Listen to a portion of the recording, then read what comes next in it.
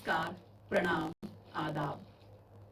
कोविड-19 के प्रादुर्भाव की वजह से आज विद्यार्थी शाला में प्रत्यक्ष अध्ययन अनुभव लेने से वंचित हैं।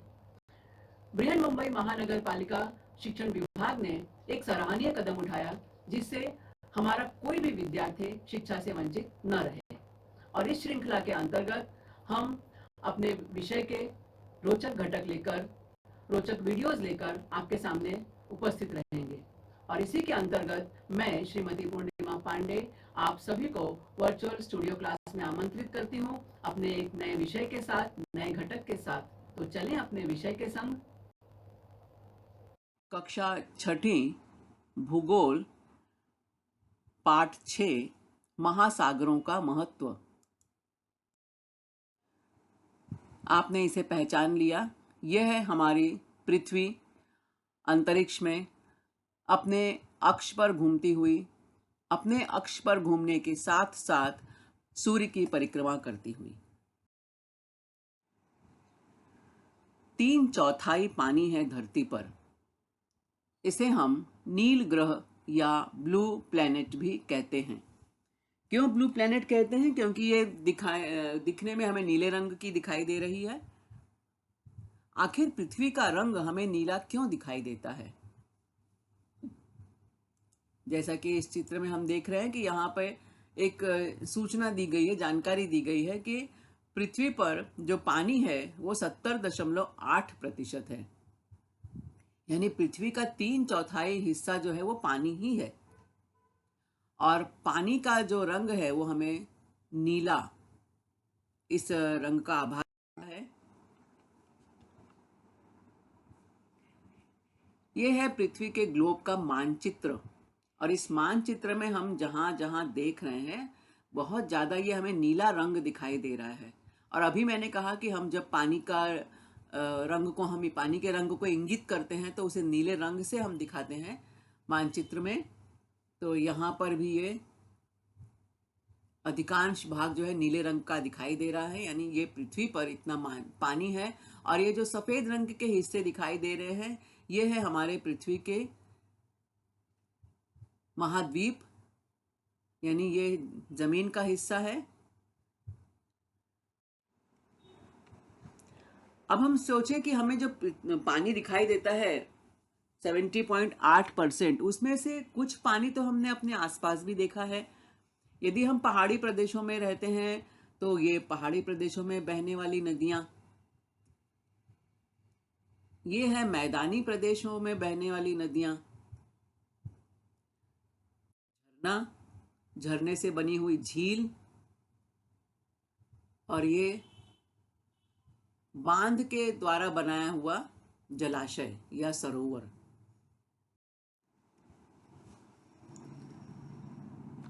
इसके अतिरिक्त नाला, नाला शब्द यहाँ कितना अच्छा दिख रहा है ना ये सीन हमें। और नाला ऐसा ही हो तो कितना अच्छा, ऐसा आप सोच रहे होंगे। तो बच्चों, नाला ऐसा ही होता है। लेकिन हमारे बड़े बड़े महाशहरों में, महानगरों में हमारे दिमाग में कैसे चित्र उभरता है नाला कहने पर? गंदे काले काले पानी से भरा हुआ, उसमें बहुत सारा कचरा गिरा हुआ, प्लास्टिक की बॉटल्स, प्लास्टिक की थैली और बहुत सारा अनेक प्रकार का कचरा। पर नाला वास्तव में वो नहीं है।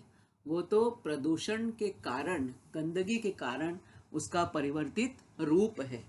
नाला वास्तव में इसी तरह का होता है, मंथर गति से, मंद गति से बहता हुआ पानी, जिसकी चौड़ाई कम होती है, उसे हम कहते हैं नाला। नदी, विशाल पाट, ये है हमारी गंगा नदी।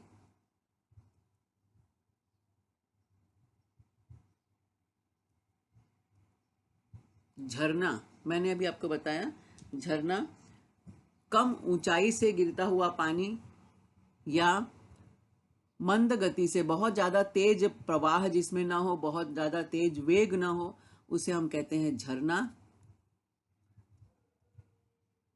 प्रपात, ऊंचाई से गिरता हुआ पानी जिसमें बहुत ज़्यादा वेग होता है, गतिशीलता होती है, उसे हम कहते हैं प्रपात।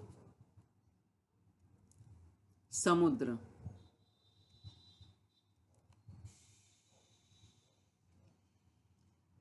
उठती हुई लहरें, ज्वार भाटा, पानी आगे आ रहा है, पानी पीछे जा रहा है। तो ये समुद्र, और समुद्र से भी बड़ा जो होता है महासमुद्र या महासागर। तो ये सब स्थान ऐसे हैं जिनमें हमने पानी देखा है, और कभी ना कभी ऐसे किसी न किसी स्थान से हम परिचित रहे हैं।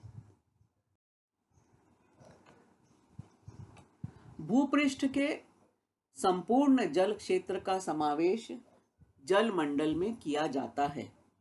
अभी हमने जितने जल क्षेत्र देखे, इन सभी को मिलाकर हम क्या कहते हैं? जल मंडल, हाइड्रोस्फीयर। महासागर, समुद्र, नदियां, नाले, सरोवर, जलाशय तथा भूजल, ये सभी जल मंडल के घटक हैं। महासागर, सागर, उपसागर या खाड़ी, जल डमरू मध्य, सरोवर या झील, नदियां और हिमाच्छादित प्रदेश, ये सभी जल मंडल के घटक कहलाते हैं। अब हमने देखा कि हमारी जो पृथ्वी है, ये 71% पानी, 71% पानी को अपने आप में समाहित किए हुए है। और उसमें हमने देखा नदी है, सागर है, और झरने हैं, जलाशय है, झील है, बहुत कुछ है। पर आपको जानकर आश्चर्य होगा कि इनमें से जितना पानी है इस सब, ये उसमें 97.7 पानी जो है वो महासागरों में है। यानी नदी, प्रपात, कुआं, झरना, जलाशय, सरोवर जितने भी है, उन सब जगह को मिलाकर कितना पानी है पूरी धरती पर? 2.3%। और बाकी 97.7% जो पानी है वो केवल महासागरों में है। जब इतनी बड़ी मात्रा में पानी महासागर में है, तो निश्चित है इसका मनुष्य जीवन पर गहरा प्रभाव भी पड़ता होगा, क्योंकि पृथ्वी पर जो कुछ भी है वह सजीव सृष्टि में सहायक है, मानव को जीवन जीने में सहयोगी है। तो ये 97.7% पानी भी निश्चित मानव जीवन के लिए उपयोगी होगा। किस तरह से, आगे आने वाले स्लाइड्स में हम देखेंगे। महासागर, धरती पर फैले हुए महासागर। संपूर्ण धरती पर जितना जल उपलब्ध है, जितना पानी उपलब्ध है, उसका 97.7% पानी ये महासागर अपने आप में समाहित किए हुए हैं। आइए देखते हैं हमारी धरती पर, हमारी पृथ्वी पर कितने महासागर हैं और इन महासागरों का क्षेत्रफल कितना है।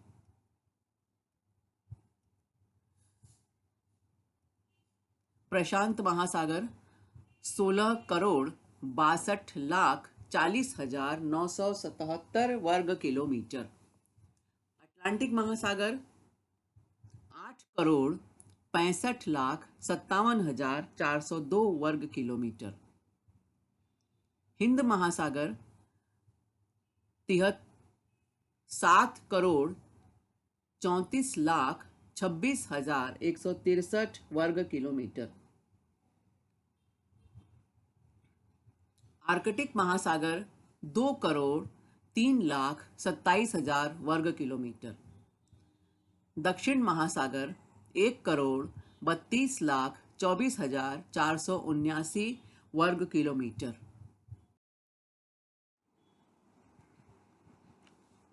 हमारी सजीव सृष्टि, क्योंकि हमारी धरती पर तो बहुत सारी सजीव सृष्टि है ना, बहुत सारे विविध प्रकार के प्राणी पाए जाते हैं। छोटे से छोटा प्राणी, बड़े से बड़ा प्राणी, धीमी गति से चलने वाला प्राणी तो तेज गति से दौड़ने वाला प्राणी। यहाँ पर हम देख रहे हैं नन्हा सा प्यारा सा खरगोश। ये हमारा राष्ट्रीय पशु टाइगर। यहाँ देख रहे हैं घोड़ा, ये हाथी अपने गप्पू, अपने बच्चों के साथ। तो इस तरह से ये और ऐसे अनेक जीव, गाय, कुत्ता, बिल्ली, जो हमारे परिसर में हम देखते हैं। इसके अलावा जिराफ, जेब्रा, गेंडा जैसे अनगिनत प्राणी, रेंगने वाले प्राणी जैसे सांप, यानी विविधता लिए हुए सजीव सृष्टि हमारी धरती पर है। ये थलचर हैं, ये सभी जमीन पर रहने वाले प्राणी हैं। अब इसी तरह हमारे जल मंडल में भी बहुत सारे सजीव घटक पाए जाते हैं। हमारे हाइड्रोस्फीयर में जिस तरह से हमने स्थल मंडल में देखे सजीव, उसी तरह से अब हम देखते हैं हमारे जल मंडल में कौन कौन से सजीव हैं, कितने प्रकार के हैं। तो बच्चों, ये हमें स्लाइड जो अवेलेबल है, ये बीबीसी की तरफ से उपलब्ध कराई हुई स्लाइड है। हम देख रहे हैं जमीन, समुद्र के अंदर, समुद्र की गहराइयों में पाए जाने वाले सजीव। इसमें आप कुछ प्राणियों को हम पहचानते हैं, कछुआ है, कुछ मछलियां हैं, अलग अलग प्रकार की मछलियां हैं, अलग अलग आकारों की मछलियां हैं। और जिस तरह से ये तैरने वाले प्राणी हैं, उसी तरह से समुद्र के अंदर जो है, समुद्र की तलहटी पर बहुत सारे शैवाल पौधे भी पाए जाते हैं। बहुत सारी चट्टानें हैं समुद्र की तलहटी में।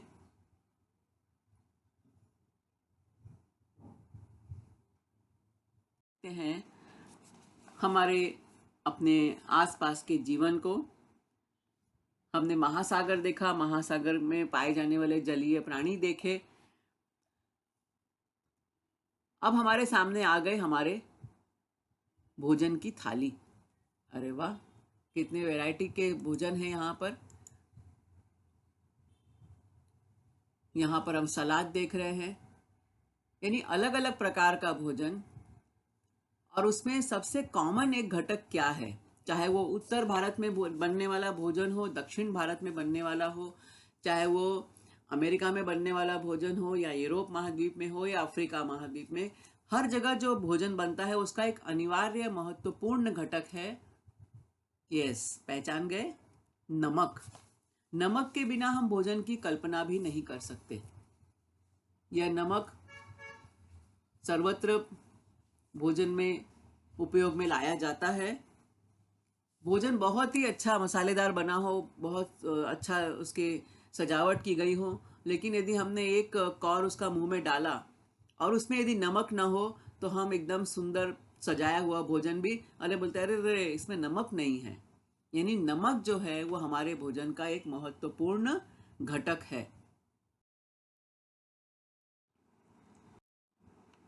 अब हम देखते हैं कि ये नमक हमें कैसे मिलता है। तो एक इसके लिए छोटा सा प्रयोग हम करके देखते हैं। एक स्टील की तश्तरी या कोई भी एक प्लेट हमने ली और उसमें हमने पानी भर के रखा, धूप में रखा। सूरज की किरणें उस पर पड़ती हैं लगातार, और ये प्लेट हमें हटानी नहीं है, हमें प्लेट वही रखे रहनी है। रोज हम देखते हैं, रोज सवेरा होता है और सूरज की किरणें उस प्लेट पर पड़ती हैं, पानी पर पड़ती हैं, और होता है तो इस पानी का वाष्पीकरण होता है, यानी पानी भाप बनकर उड़ता रहता है, जो हमें दिखाई नहीं देता है। पानी का भाप बनकर उड़ना हमें दिखाई नहीं देता है। और हमें इसका निरीक्षण करना है। प्लेट हमें धूप में से तब तक नहीं हटानी है जब तक कि उसका पानी पूरी तरह से उड़ न जाए। अब आप बोलोगे पानी और उड़ रहा है, यानी भाप बनकर उड़ न जाए। तो उसके बाद हम निरीक्षण करेंगे तो क्या दिखाई देता है, हमें दिखाई देता है कि अब उसका पानी जो है वो धीरे धीरे कम हो चुका है, और एक समय ऐसा आता है कि पानी पूरी तरह से वो भाप बनकर उड़ चुका होता है, और प्लेट में कुछ ऐसे सफ़ेद सफ़ेद सा चूरण सा पाउडर सा दिखाई देता है। इस पाउडर को यदि हम स्वाद लेकर देखते हैं तो इसका स्वाद हमें कैसा मिलता है, नमकीन, यानी ये नमक होता है।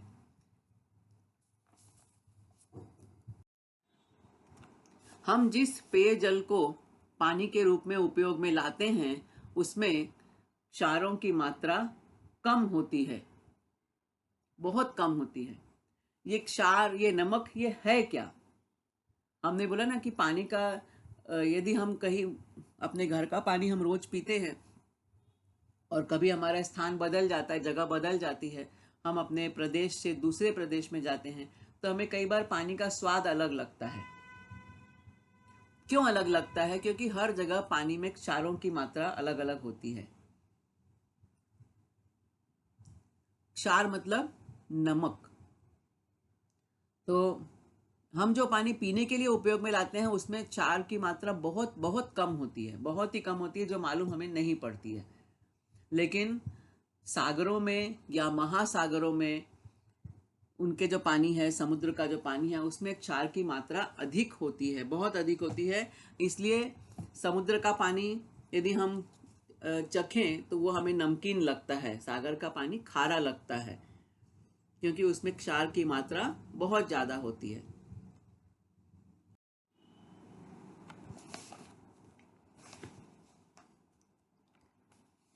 महासागर, सागर अथवा समुद्र के पानी में क्षारों की मात्रा अधिक होती है, इसलिए यह पानी हमें स्वाद में खारा लगता है।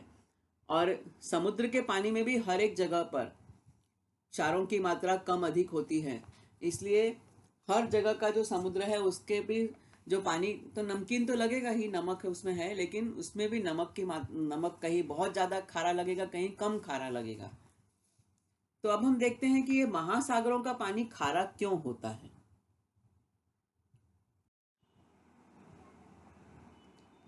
महासागरों में असंख्य जलचर होते हैं। जिस तरह से धरती के ऊपर थल मंडल पर, जमीन पर विभिन्न प्रकार के प्राणी पाए जाते हैं, बहुत सारे प्राणी पाए जाते हैं, उसी तरह से जो ये जल मंडल है, महासागर है, इसमें भी असंख्य प्रकार के प्राणी पाए जाते हैं। असंख्य मतलब आप सोचो कि उसको हम गिन नहीं सकते हैं, उनके प्रकारों को हम बता नहीं सकते हैं। छोटे से छोटे तैरने वाले प्राणी से लेकर बड़े से बड़ा विशालकाय प्राणी, सूक्ष्म प्लवकों से लेकर महाकाय व्हेल मछलियों तक के जलचर महासागर में पाए जाते हैं। ये विशालकाय व्हेल मछली हम देख रहे हैं यहाँ पर, ये तो अभी इतनी बड़ी है कि ये पूरे इस स्क्रीन पे समा ही नहीं सकती है।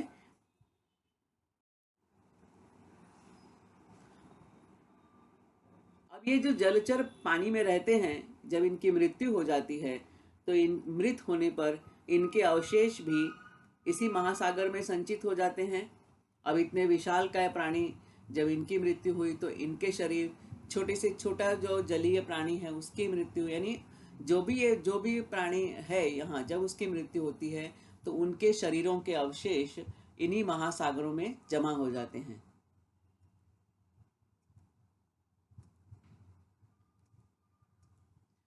और उपर्युक्त दोनों प्रकारों में मृत अवशेषों का विघटन होकर उनसे मुक्त होने वाले विभिन्न खनिज, क्षार आदि महासागर के जल में मिश्रित हो जाते हैं। यानी ये जो जितने भी प्राणी हैं, इनके जो मृत शरीर है, मृत्यु के बाद इनके शरीर का विघटन होता है और उनसे अलग अलग प्रकार के खनिज या क्षार जो निकलते हैं वो इसी महासागरों के जल में मिल जाते हैं। इसके अलावा हम देखते हैं कि जितनी नदियां धरती पर बहती हैं, चाहे वो किसी भी देश में हो, हमारे देश में हो या यूरोपीय देशों में हो, अफ्रीकी महाद्वीप में हो, ऑस्ट्रेलिया महाद्वीप में हो, अमेरिका में हो, कहीं पर भी हो, पूरे दुनिया में जो भी नदी बहती है, पहाड़ों से निकलती है, बहती है और सतत एक लंबे प्रवाह के बाद, लंबी यात्रा के बाद वो नदी समुद्र में मिल जाती है। तो अब उसके बाद क्या होता है, कितना सुंदर दृश्य लग रहा है कि पहाड़ों में बहती हुई नदी ये आ रही है और ये नदी बहते बहते अंततः महासागर में मिल जाती है। सभी नदियां, मैंने कहा ना, पर्वतों पहाड़ों से बहती हुई आती है और अंत में महासागरों में मिल जाती है। ये नदियां पानी तो समुद्र में डाल देती ही देती हैं, उसके साथ साथ ये अपने साथ मिट्टी बहा कर ले आती हैं। मिट्टी के साथ, इनके साथ बहाव में झाड़ झंखाड़, रास्ते भर के पेड़ पौधे, बड़े पेड़, छोटे पेड़, झाड़ियाँ और मृत अवशेष नदी के किनारे, जंगलों के किनारे, पहाड़ों के किनारे जो आसपास मृत प्राणियों के अवशेष हैं वो भी इसी पानी में बहते हुए आते हैं और उनके नदी के पानी के साथ साथ ये सभी महासागर में मिल जाते हैं। इसके बाद और क्या है कि जिस तरह से ये क्या दिख रहा है आपको, आपको कहीं कहीं ऐसा लग रहा है आग जैसा कुछ बहता हुआ दिख रहा है और यहाँ समुद्र का पानी है। क्या है ये? तो जिस प्रकार भूपृष्ठ पर ज्वालामुखी के विस्फोट होते हैं उसी तरह महासागरों में भी ज्वालामुखी का विस्फोट होता है। तो बच्चों, यह बहुत आश्चर्य की बात है कि जैसे जमीन के ऊपर ज्वालामुखी फूटता है वैसे ही पानी के अंदर भी ज्वालामुखी फूटता है। अब आप सोचो, हम लोग सोचते हैं कि पानी पर हमने आग पर हमने पानी डाल दिया तो आग बुझ जाती है, लेकिन वो छोटी मोटी आग। लेकिन अब ये ज्वालामुखी की आग जो है तो समुद्र के बीचों बीच फूटती रहती है।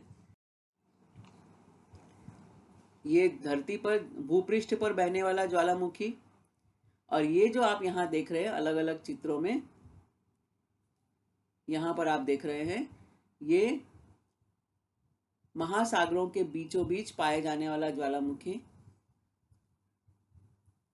अब ये जो कितनी भयंकर आग है, ये जब जैसे ही आग पानी में पहुंचती है, ये ज्वालामुखी की जो ज्वालाएं हैं ये, इनमें अनेक प्रकार के, इस ज्वालामुखी में अनेक प्रकार के खनिज होते हैं, क्षार होते हैं, गैसें होती हैं। जब ये सब पानी में मिलते हैं तो पानी में घुल जाते हैं और इन सभी के कारण समुद्री जल में खनिज द्रव्यों का स्तर ज्यादा हो जाता है।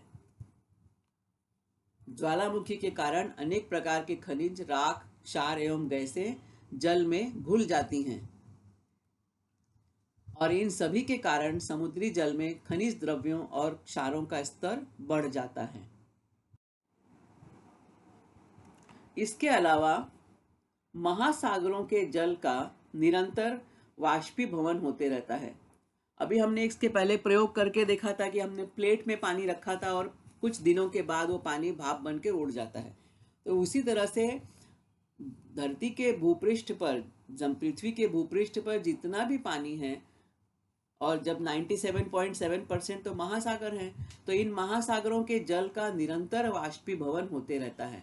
सूर्य की रोशनी इन पर पड़ती है, किरणें पड़ती हैं और समुद्र के पानी का वाष्पीकरण या वाष्पीभवन होते रहता है। इससे नमक की मात्रा बढ़ती रहती है। यानी जब वाष्पीकरण हुआ तो जो शुद्ध पानी था, साफ पानी था, उसका तो वो तो भाप बनकर उड़ गया और जो पानी के क्षार थे वो उन्हें शेष महासागर में रह जाते हैं। तो इससे क्या होता है कि महासागरों में नमक की मात्रा बढ़ती जाती है। इन सभी कारणों से महासागरीय जल खारा बन जाता है।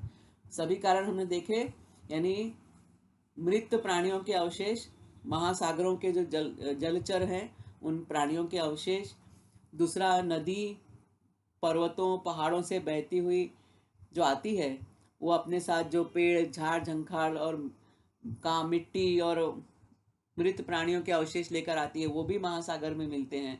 उसके अलावा ये ज्वालामुखी के विस्फोट होते हैं, उनके द्वारा जो खनिज और राख और क्षार जो पानी में मिल जाता है, और उसके साथ साथ महासागरों के जल का वाष्पीभवन, इन सभी कारणों से महासागरीय जल खारा बन जाता है।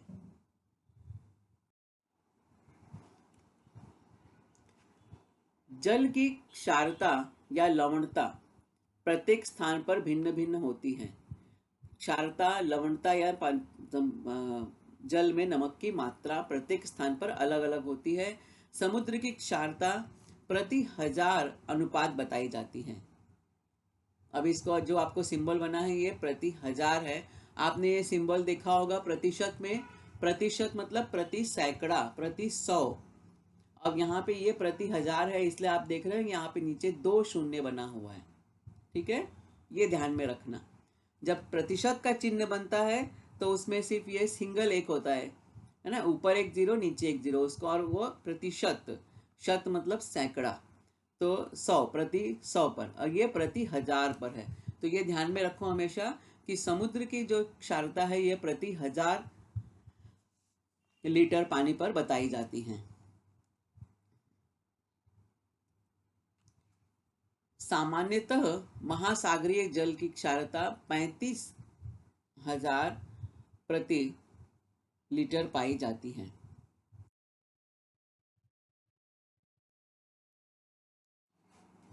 यहाँ हम देख रहे हैं मृत सागर के कुछ चित्र।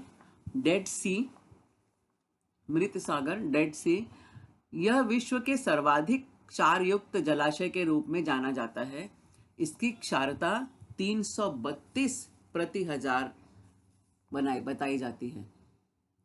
आप और देख रहे हो कि ये समुद्र के किनारे ये नमक जो है ये इस तरह से ढोके के रूप में जमा हुआ दिखाई दे रहा है आपको, क्योंकि मृत सागर में, डेड सी में दुनिया भर के जितने समुद्र हैं उनमें से सबसे अधिक नमक या क्षार यहाँ पर पाया जाता है। और इसीलिए बच्चों यहाँ पर दुनिया भर से पर्यटक भी यहाँ आते हैं डेड सी, क्योंकि ऐसा माना जाता है कि ये जो नमक है ये अनेक औषधियों में प्राकृतिक चिकित्सा के रूप में इसका उपयोग किया जाता है।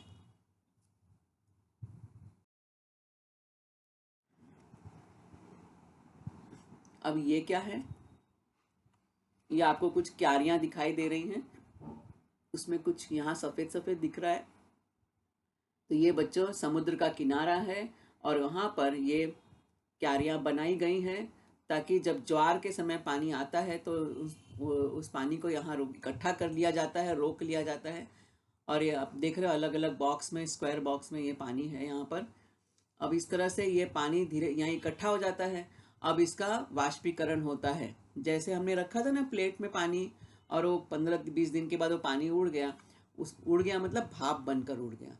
उसी तरह से यह पानी यहाँ जो इकट्ठा हो गया है इन क्यारियों में, ये एक लंबे समय के बाद ये पानी भाप बनकर उड़ जाता है।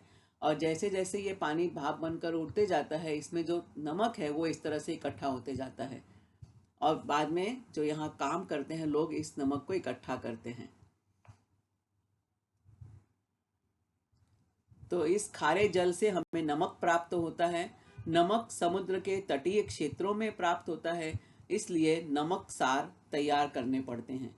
और ये जो क्यारियां बनाई जाती हैं इन्हें हम नमक का खेत या नमक सार कहते हैं। तो इसे आसान भाषा में समझने के लिए मैंने आपको बताया कि नमक के खेत, जैसे गेहूं का खेत, धान का खेत, चने का खेत, वैसे ही नमक का खेत। लेकिन नमक का खेत, उसके लिए एक विशेष शब्द है जिसे नमक सार कहा जाता है। और यह नमक सार समुद्र के किनारे वाले क्षेत्रों में ही बनते हैं। ये इस तरह से बहुत, फिर धीरे धीरे वो समुद्र का जो पानी इकट्ठा हुआ था वो सारा पानी वाष्पीभवन हो जाता है सारे पानी का, और उस पानी में जितना भी नमक था वो नीचे रह जाता है, शेष रह जाता है। तो यहाँ पर जो लोग काम करते हैं वो इसे इकट्ठा करते हैं, और यही नमक जो है ये हमारे भोजन के लिए उपयोगी होता है। अब यही डायरेक्ट इस नमक का उपयोग नहीं करते, इस नमक को फिल्टर किया जाता है, इसकी सफाई की जाती है। एक लंबे प्रोसेस के बाद, लंबी प्रक्रिया के बाद यह नमक सर्वसाधारण के लिए उपलब्ध होता है। नमक की तरह हमें समुद्र से फास्फेट, सल्फेट जैसे असंख्य खनिज प्राप्त होते हैं। हम खनिजों के लिए कुछ सीमा तक महासागरों पर निर्भर करते हैं। नमक तो सबसे महत्वपूर्ण खनिज है जो हमें समुद्र से मिलता है। यह हमारे भोजन का अनिवार्य हिस्सा है। हमारे शरीर में भी सोडियम एक अनिवार्य घटक है। तो इस तरह से महासागर हमारे जीवन को प्रभावित करते हैं। यह वीडियो देखा, सुना और समझा। मुझे पूरा विश्वास है कि यह वीडियो आपको पसंद आया है। इसे अधिकाधिक देखें, लाइक करें, सब्सक्राइब करें, अपने साथियों के साथ शेयर भी करें। आपके सुझाव और आपके कमेंट्स नीचे कमेंट्स बॉक्स में अपेक्षित हैं। कृपया हमें इनसे जरूर अवगत कराएं। तो मिलते हैं अगले वीडियो में किसी नए विषय के साथ, किसी नए घटक के साथ। तब तक धन्यवाद।